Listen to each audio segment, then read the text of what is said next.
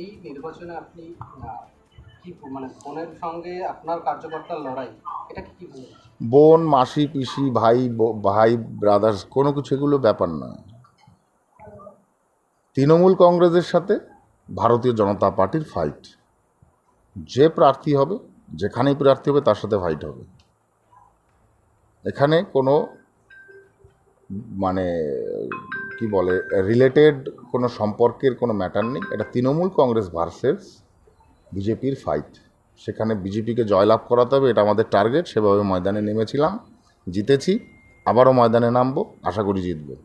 মতুয়া ভক্তদের মধ্যে ঠাকুর বাড়ির প্রতি একটা সিম্পেথি রয়েছে। বাগদা বিধানসভা মতুয়া অধ্যুষিত, সেক্ষেত্রে ঠাকুর বাড়ির থেকে তৃণমূল প্রার্থী করে কি কোথাও প্লাস পয়েন্ট পাবে? সেটা সময় হলে দেখা যাবে।